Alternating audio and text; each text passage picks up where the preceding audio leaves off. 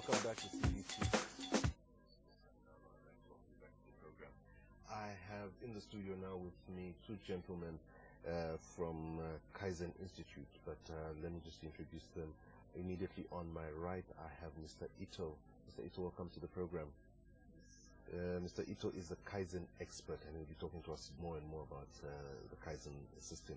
On my far right, I have Mr. Mwitwa, who has been on the program with us before. He's the CEO of KAIZEN Institute Zambia Limited. Welcome to the program, gentlemen. Thank you, and good morning, viewers. Fantastic. We had Mr. Mwitwa on the program with us a couple of weeks ago or so, and he was talking to us about the KAIZEN system. But I thought it was important that we bring him back so we could understand a bit more.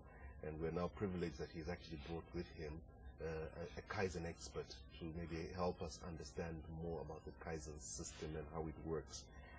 First of all, I'll start with you, Mr. Mwitwa. Welcome back to the program, first and foremost. As we talked about last time, you were explaining to us how the KAIZEN system works, what it's all about, and so on and so forth. Maybe just very quickly, very briefly, as for those who didn't watch that initial program, maybe you can try and help us understand again what the KAIZEN system actually is all about. Thank you, Chris. Welcome, viewers, once more. As earlier said, KAIZEN in Japanese simply means change for better, or continuous improvement. That's right. KAIZEN is a package of things. It's about the way you do things, the way you solve problems, the way you create space, the way you organize everything. The next part will be elaborating more. It's a system that helps us to identify problems and make small improvements every day at low costs. Yes, sir. It depends more on the brain and less on resources. Okay. And to inquire. I said a package of things. It involves just-in-time, standardization, eliminating of waste in your systems. That's right. Solving problems both at home, at place of work, with the end result resulting in improving quality, becoming competitive. That's right. That's right. It's essentially that. Okay. What I have picked up, and like I said, I've been trying to read a bit about it, and what I picked out that this is a system that can be used everywhere. It can be used in your family. Yes. It can be used in the government. Yes. And of course, it can be used in the work environment. Yes. You know, and this is of course whether you are employed or you are an employer. You know, you're running a business. This is a system that can work throughout. And what I liked about what I picked out is the fact that it's daily small improvements that ultimately adds up to a major change. Am I right? I'm just trying to make sure I understand it correctly. You're right. You're spot on. Fantastic. Okay, so at least I know what it is now. I was really very, very interested when I heard about it from you, sir. Still with you, Mr. Mwitwa, how has this been accepted in the country? Because I would have thought this is something people would want to jump onto.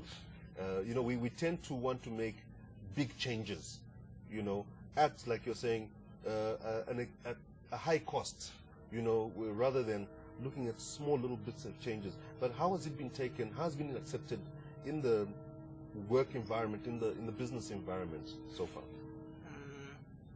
No, it has been accepted. Firstly, let me state that it initially started in 2009. Okay. At a business seminar organized by JICA and Zambia manufacturers. The second year, public sector jumped on it, but with a focus on private sector promotion. But of late, government at the highest center, at Cabinet Office, did embrace it. Okay, okay.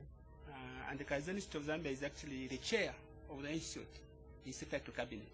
Wow, fantastic. Government feels it's a tool that will be used in enhancing service delivery, That's right. in helping government reduce waste, in you know, when the public sector becomes very efficient, the impact in that on private sector is it translates in so many things. That's right. That's right. After government is responsible for everything, including for developing Zambia. Yes. So if government embraces issues that do with you are reducing costs, improving quality, enhancing service delivery, the impact is very big. And since 2009, Yes. we've been record over, I think, roughly over 30 organizations, both private and public. In public organizations, we've taken it to the Ministry of Local Government, the Ministry itself. I think this year we are going to local authorities. Okay. We are also going to the Ministry of Commerce this year. We are also trying to see if we can get to the Ministry of Health, at least experiment it in an hospital. Why have we gone to the Ministry of Local Government and we are saying that decentralization, a local authority is going to become a focal point for articulating all issues in that area. Issues of business, issues of whatever you think, local authority. So the local authority and the Ministry of Local Government, if they are empowered to be efficient, to reduce costs. When I'm saying reducing costs, in Kaizen, there's what we call 3 mu elimination. 3 mu means that MU, Muda, Muri, Mura. Okay. Now, the famous one is Muda, because Muda means waste. Okay. And when we look for ways of eliminating waste in whatever you do, you are essentially reducing costs. Of course. And in government, if we begin to reduce costs by the way we use paper, you know, something I've learned from our colleagues. They don't throw away. If in our case, before I embraced Kaizen, a paper which you've just seen one side. In our case, we used to throw it. That's right. Our friends will take it, cut a paper, part of it. So, but for us, you find you go to a dustbin. So that was a lot of wastage. That's right. That's right. But by small things, as you are saying, they're able to do that. And private sector, we are doing. But the sad reality is that businesses owned by Zambians haven't embraced it. But those which have been owned by foreign nationals, they are the ones who are demanding for Kaizen a lot. And in our quest, we are trying to see how we can focus it on local entrepreneurs. Because once they begin to reduce waste, improve quality. After quality, the pursuit of quality, in my view, is a good excellent thing. It improves competitiveness. It also improves productivity. That's right. That's right. Fantastic. Okay, I have a few more questions, but I think let me bring Mr. Ito in for a minute. Mr. Ito, as an expert, what can you say about the Kaizen tool system? I think first of all, thank you very much to invite me. And I feel Japanese culture and Zambian culture is very similar. Okay. For what point is, for example, to work together, to discuss a lot. Okay. And after the World War II, the Japanese lost all property, all building, nothing. And that is 1945. And now is 70 years after the World War. And we celebrated 50 years here. That's right. That's right. So what the Japanese did after World War II, they lost all of them, and the difference, productive difference is 60 times at that time, compared to the United States. Yes. 60 times different. Wow. So they don't have any money, nothing. No minerals, no nothing. Right. So what they used to do is that they used to start their brain. Minds. That's right. Here same, okay? All of Zambia is very clever, I feel. So very close culture compared to Japanese.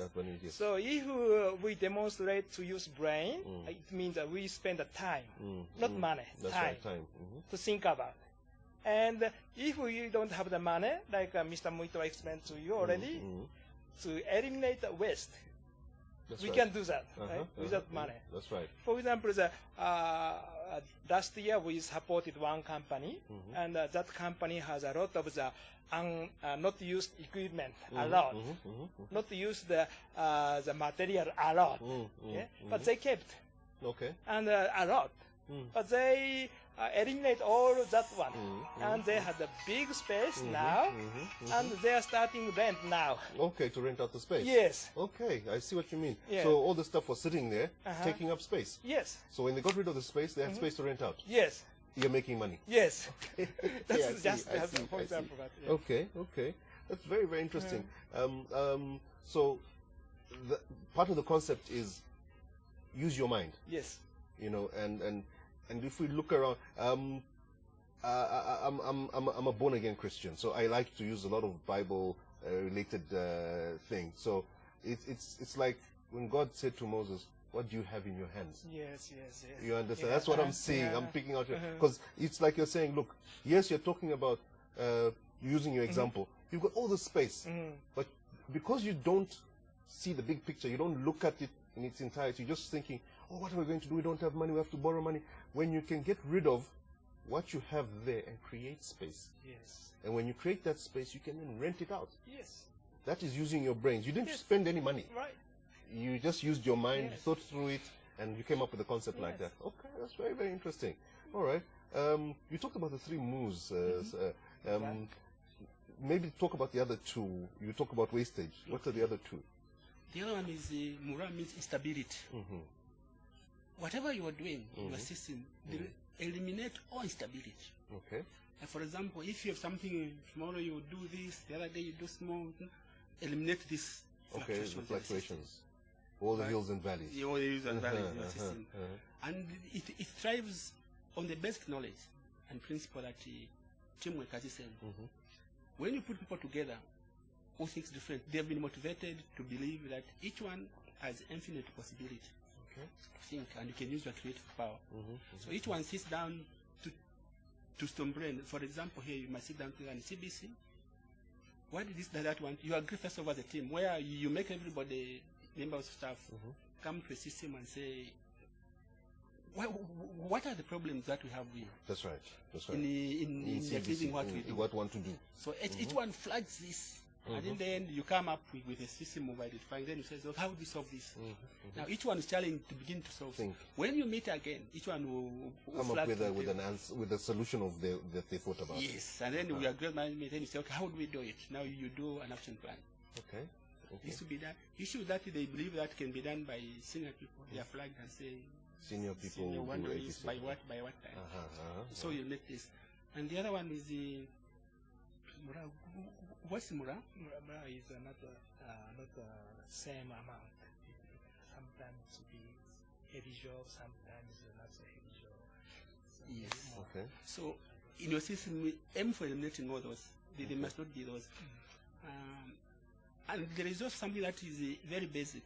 And I think every quality system begins with, except in Japan, they are called 5S.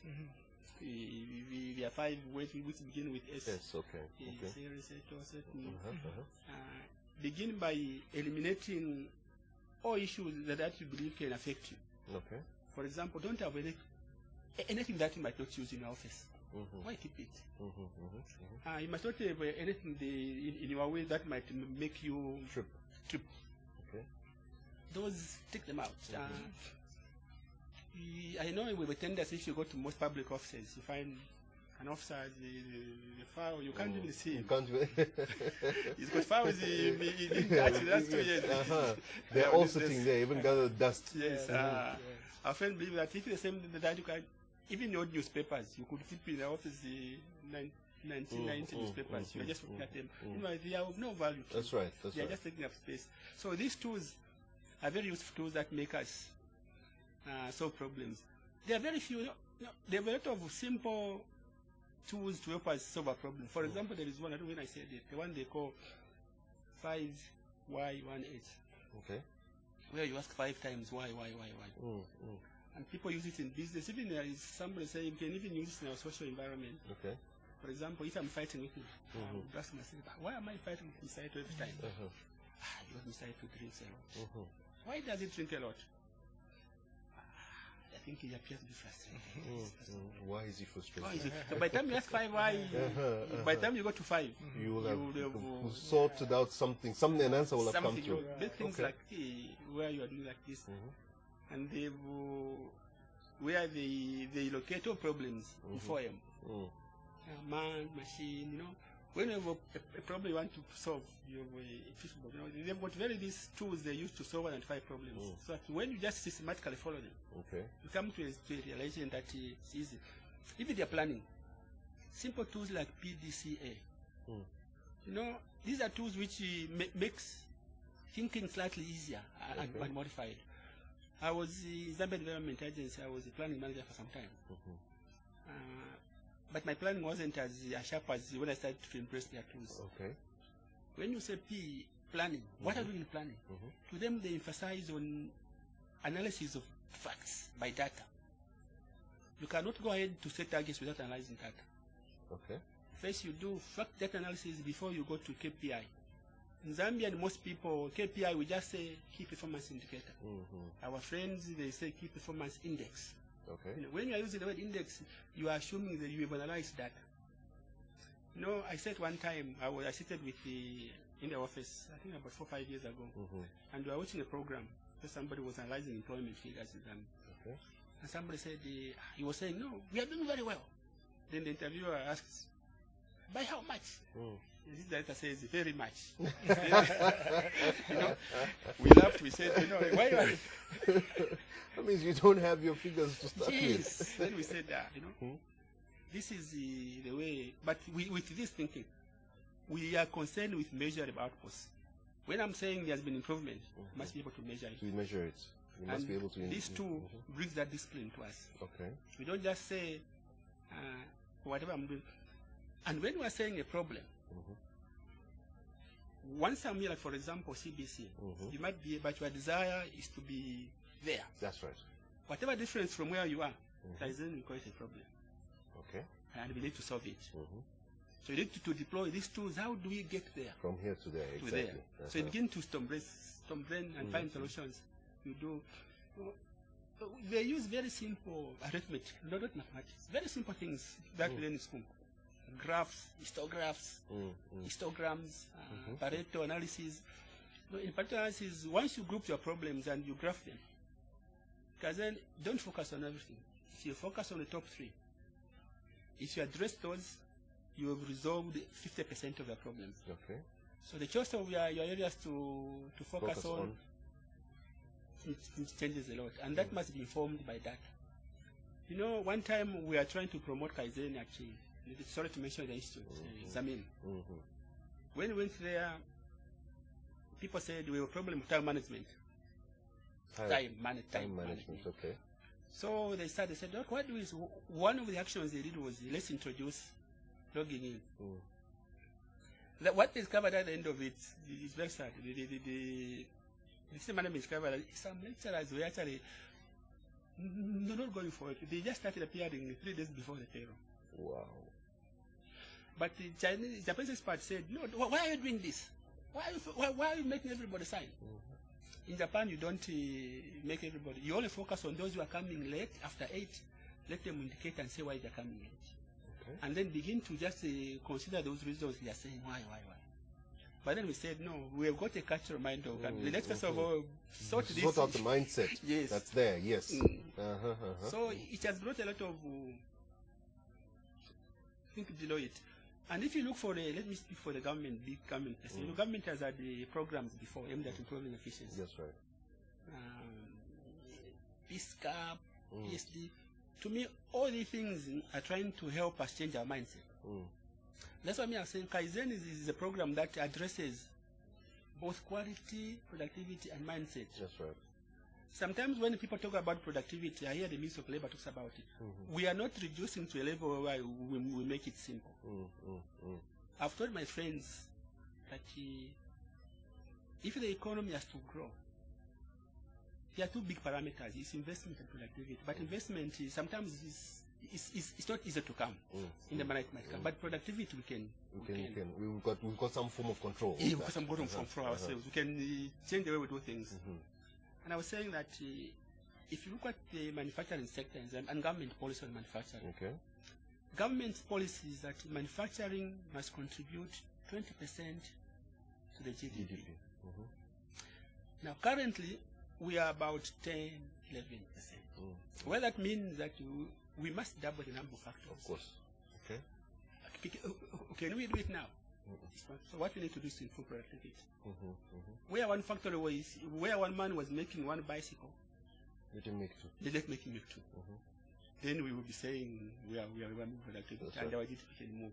So there are these issues for which we can have control, and productivity can come through various sources, motivating staff, and our friends what they call QCC, Quality Control Cycle, which is small group activity, where workers, according to their departments, are organized in a manner that they are made to feel free, contribute to their workplace, contribute to their activity, to environment, where they feel part of the organization. Yes. They're there not as an employee, but as an owner, as a part of the business. Yes, part of the business. Okay. So every time when I go out home, I'll think about a problem to go and bring. So when I come to my place of work, I will suggest with my boss. That's right. That's right. So when we get all these systems thinking go through, in my view, I'm calling it, this is, I think it's a dynamite. At one time when these things blow up, you see it will actually explode into something massive. One time the chairman of the board, Dr.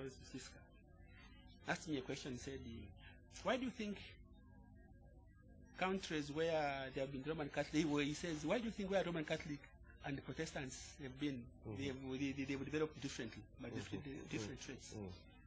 Where Protestants have been, they've developed very fast. And I said, within the Protestant doctrine, there's what they call work ethic. So that motivated them to, they have something within themselves. And then we spoke about the work, you're saying you were born again, the work of the 12 disciples in Europe. You know how the 12 promoted Christianity in Europe? Just the 12. But I know those 12 were supported by the Holy Ghost. Of course. But I think in KAIZEN, we are thinking, even without the Holy Ghost, I think once we begin to make ourselves know that we can do things not necessarily with a lot of money. That's right. But by spending so much on our brains, we can solve problems. That's right. So what I've discovered from what I'm understanding about KAIZEN, and I stand to be corrected, is that KAIZEN, like I said, is primarily focused on people using their brains, using their minds, thinking, And like we said, thinking doesn't cost you money. It's just a question of sitting down. It costs you time at the end of the day, mainly. Yes, they say time is money, but at the end of the day, it's not physical cash. Because that's what people complain about whenever they say, oh, start a business. No, I don't have money. Do this. No, I don't have money. That's always the basic complaint. But a lot of times it's how you use your mind. And when you use your mind, you come up with solutions. Okay. Mr. Ito, just another question on your part. How do you feel KAIZEN is being accepted in Zambia so far? Okay. Yes, I think KAIZEN is accepted a lot here in Zambia. And when I meet some new pilot company organization, first time, they're what is this all about? But a couple of times later, we visit once, another month. They would like to meet us.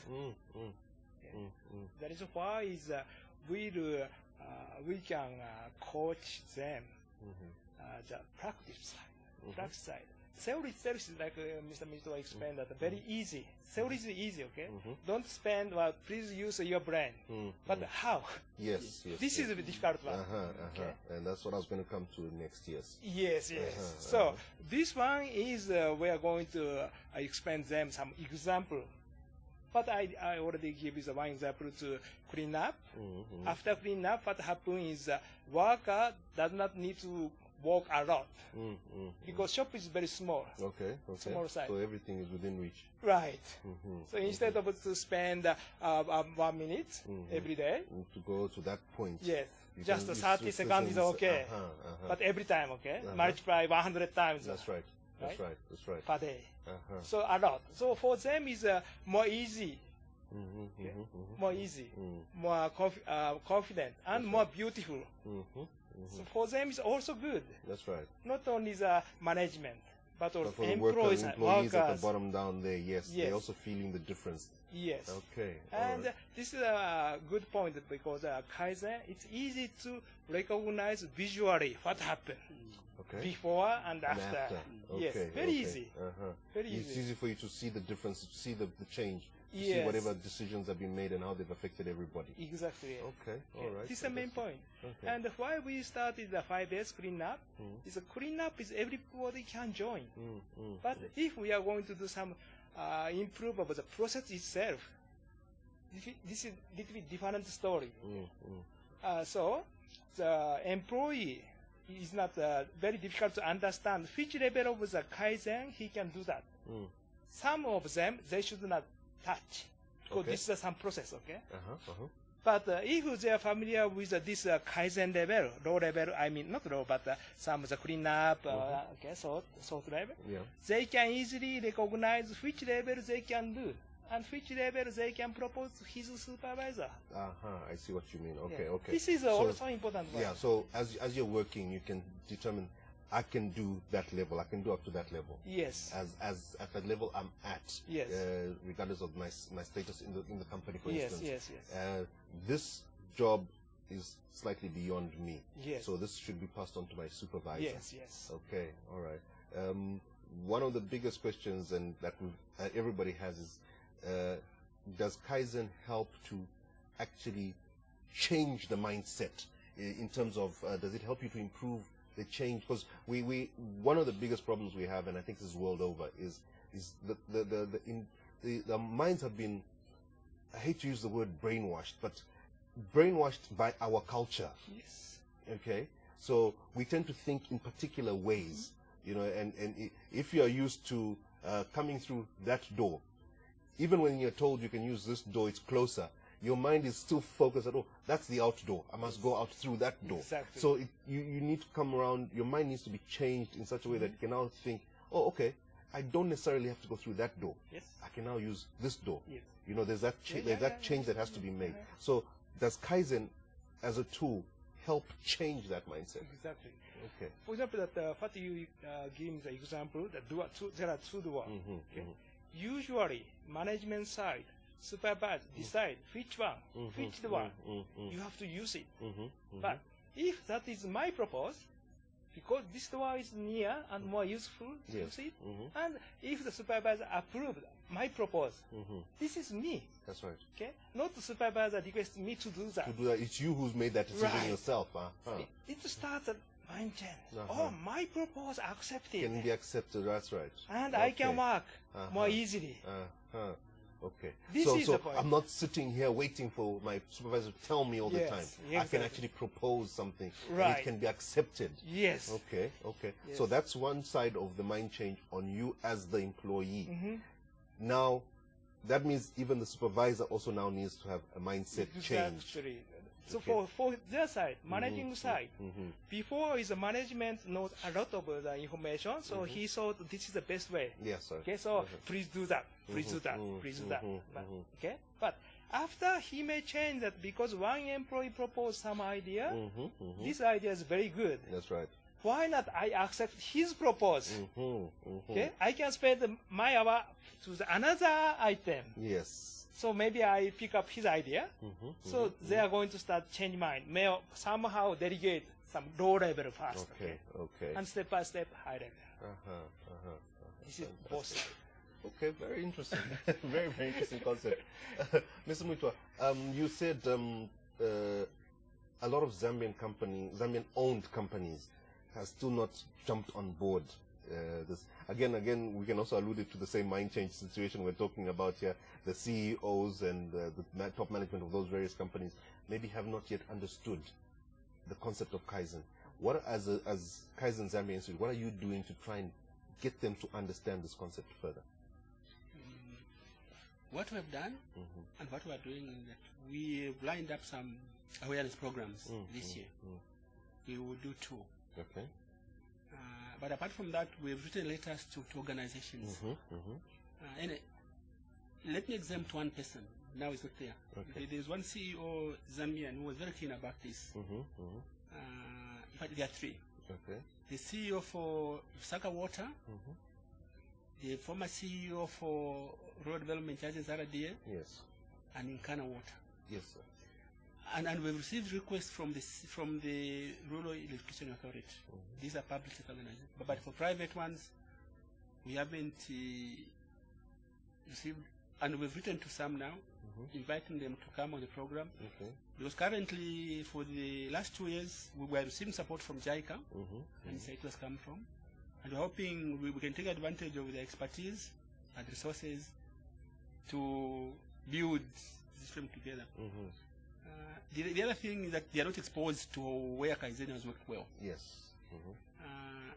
You know, the chairman of the KAIZEN Institute board got interested after seeing that it has started, because there's been areas where KAIZEN has worked well, and he has seen how it has transformed lives.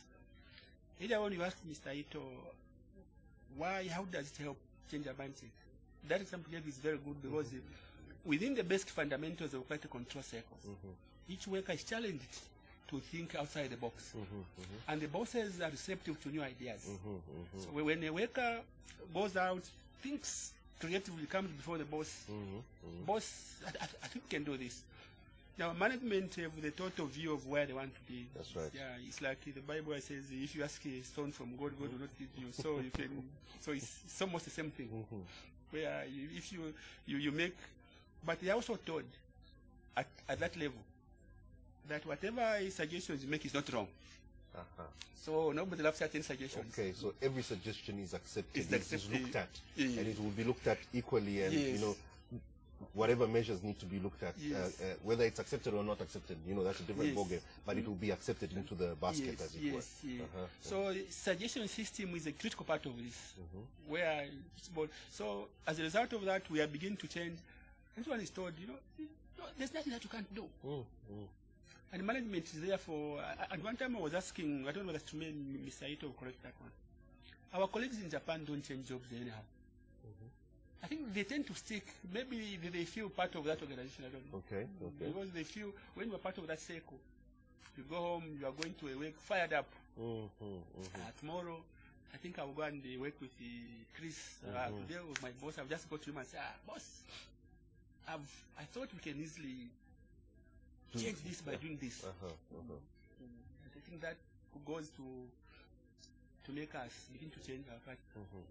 Somebody told me, he was saying, no, and I tried to clear this. Oh, no, this too is Japanese. No. But it has worked everywhere. Although from the early age they are told children, no, don't put, your shoes must be put in one area.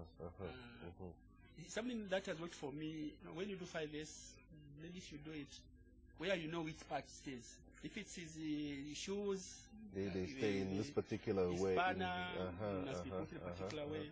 When you use the axe, and every time you use something, clean it. But it's something that hasn't been with us for some time. You should make somebody after cultivating. They just throw the whole one side with the clay and the soil and everything on it. I will clean it. When you will use it next time when you decide to clean it. When you get it and leave it in a place where it must be kept every day. Fantastic. Okay, which actually, before I let you go, gentlemen, we could go on and on and on. Unfortunately, I still have one more guest. But one last question, Mr. Mwitwa. In fact, I think both of you can answer it. So, this can actually, KAIZEN can actually be used, like we had said earlier on, even in a family setup. And to use the exact example you've given, Mr. Mwitwa, is that you can start by training your children early in life. Shoes are kept there. When you come in, clean your shoes before you put them in where they're supposed to be kept. If it's a shoe rack, if it's a wardrobe, wherever it is, in the corner of the room, every time you arrive home, clean your shoes, put them in that corner. Take off your clothes, your dirty clothes, put them in that corner. That's all part of KAIZEN, isn't it? It's you're training from the childhood. So train up your child in the way that you want them to go. Again, the Bible comes into the picture. So KAIZEN is really all these small little things daily. Changing daily. I think that's very, very important for people to understand that, change does not have to be dramatic and big. And it's more effective if it's given in small doses on a regular basis, isn't it? That's really the concept of KAIZEN. Daily, small little bits, easable, chewable chunks. So every day you're giving somebody small little chewable chunks, and they're changing every single day, and it becomes indoctrinated in us. You know, and before you realize it, 1 month later, when you come into a room and you want to put your shoes anywhere, something will just tell you, no, not there, you know, in that corner. Fantastic. Okay. Also, every after work, you must be able to leave things orderly like this. That's right. When you come the following day, everything is in order. Seats. Maybe I think you need to comment since you guys came from.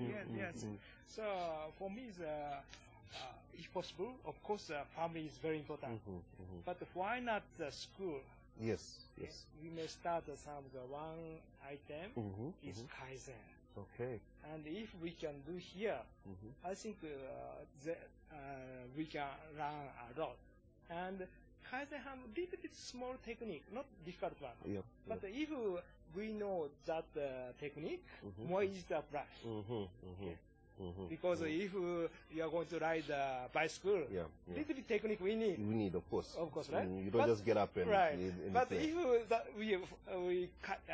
we can catch the technique, it's easy. Yes, right. Kaizen is same. There are a little bit small technique. So you learn these techniques, and obviously these techniques are being taught regularly. So it's good to have it in schools. You're right, actually. You can push it into schools, because the Kaizen that you have in the family is slightly different, that you're actually not talking the QCCs and so forth. You don't teach those physical, I mean, you don't say this is QCC, but you're just talking. But in schools, you can actually teach them as concepts. You teach them and say, this is the 5 S's or the 3 moves or whatever it is. You're actually teaching them. You're telling them what it is. And as they go on, you know, if you want to start it in grade 1 and grade 2, you learn slightly more. Grade 3, you learn slightly more. So you're learning these concepts as you go along. Yeah, that's a very good idea, actually. I've had already some school. I think the name is Grandma. It's a small school in Chile. Okay. They introduced already and Fantastic. succeed already. Fantastic. Yes. Okay.